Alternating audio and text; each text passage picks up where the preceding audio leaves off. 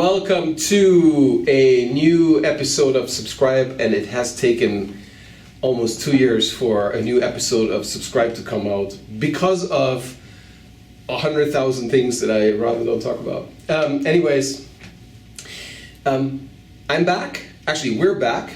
This is Dan Rosanova. Dan Rosanova is the fearless leader, my partner in crime on messaging, Azure messaging, and we own Service Bus, Queues and Topics, the Relay, Event Hubs, and we're working very closely with the IoT team to deliver the the Azure IoT team to deliver the IoT capabilities in Azure, building kind of foundational services that the IoT platform is delivering on. But we're doing a lot more, and we're helping in a much broader sense than just IoT, but we're doing a lot of work for and a lot of traffic. And there's, in terms of traffic, we have hit a milestone in June that is pretty significant. Certainly, me having been on the Service Bus team being so long.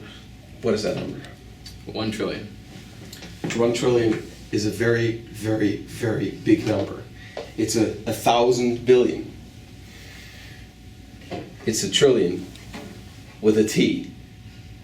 Big T. Big T.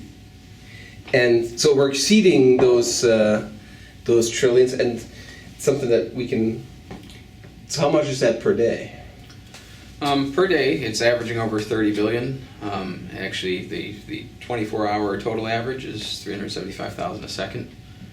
We actually do have a lot of variability in that time, though, so we get a lot more at some times and a lot less at others. You know, we go down a bit at the weekends. A lot of it's sort of log processing type stuff, so during the week when it's hotter.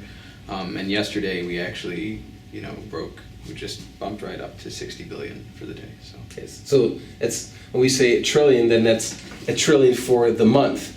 How that translates into something that everybody can, all developers or everybody in IT can think about is probably just total data volume that goes in. So how's that? Yeah, over that same 30 days, that data volume was 6.2 petabytes of data.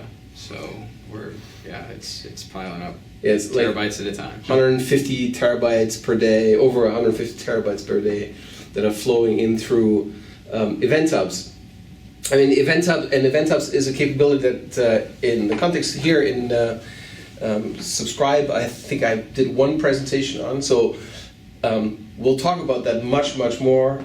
And we'll talk about things that have coming up quite imminently on Service Bus. So one of the things is the new SDK. Yeah, we have our 3.0 SDK in preview right now. It will probably be out by the time this video gets up, if not. That video gets up very quickly. Oh, okay, so then maybe a week later. And it improves a lot of things in our SDK, embraces a lot of the more modern features of .NET 4, 5, and above, so async, cancellation tokens, things like that. So it's this is the first time where we have the Service Bus SDK has been a stray evolution, more or less. Even as we went from 1.x to 2.x, we have not introduced a lot of breaking changes. What we're now doing is, for the first time since we initially shipped in 2009, really. That's like the stable version came out in November 2009, and it kind of since then we haven't changed much. We're going to do one radical cleanup pass, which is we're going to move completely to async.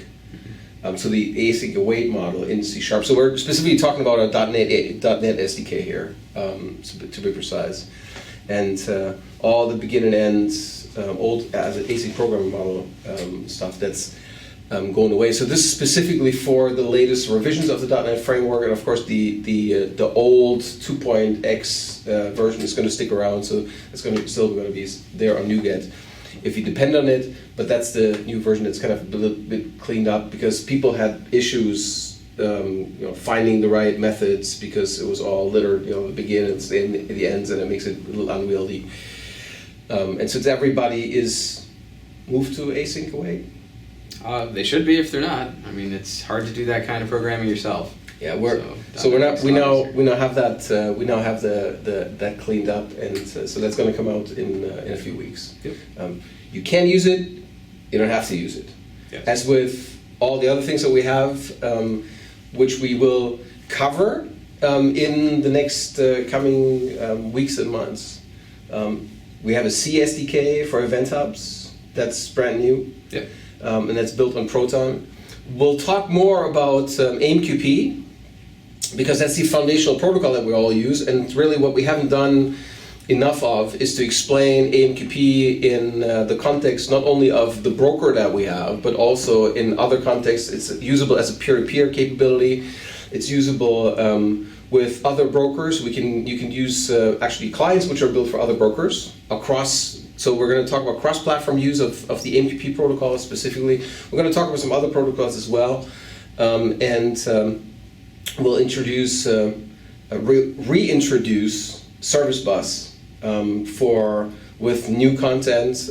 I have done the last deep dive on my video blog, so here probably 3 years ago, and we've done a lot of work since then and haven't really talked about those things. Like there's now capabilities in like WebSocket support underneath, and we have a lot of little tiny features that we added which have not been in the original overview, which was the EPOS of 2 hours of one talk.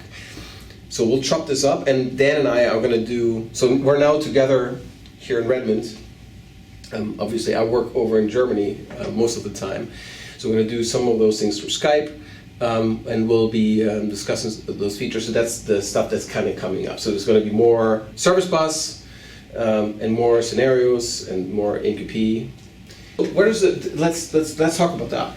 Yeah, actually, a lot of our usage is driven by our first-party customers, which means other services in Microsoft, particularly in Azure. So App Insights is a big user of ours, good partner, great people to work with. What does App Insights do? It is a telemetry platform for instrumenting your entire application. It's actually quite slick. Yeah, so it'll give you good visualizations, good graphs, good long-term analysis of how your application is performing.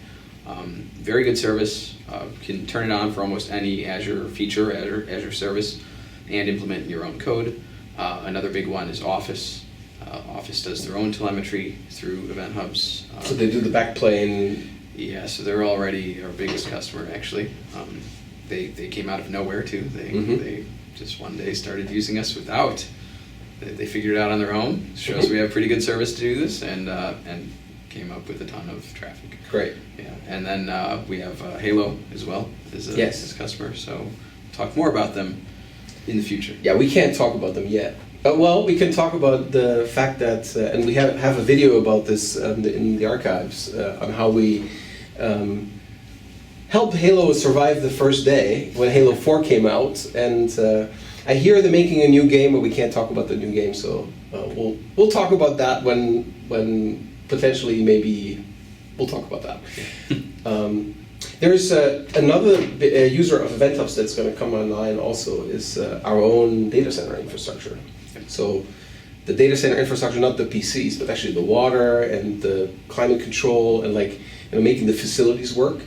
All that stuff is also going to flow through Event Hubs. So basically it's becoming the standard pipe for ingestion pump for basically everything that's going on around the company and the services, and obviously you can use that too for those purposes. And we have a lot of customers, external customers now, that have been taking dependency on Event Hubs for a broad range of scenarios, many IoT-like, but others for any kind of logging purpose that you can find inside the data center, but also data coming from outside, where that scale of Event Hubs helps. Thank you for tuning in this time. Again, this is the first episode, and there are very many more to come. I'm pretty excited I get to do this again, and I hope Dan is too. I'm kind of dragging him into this. And see you next time.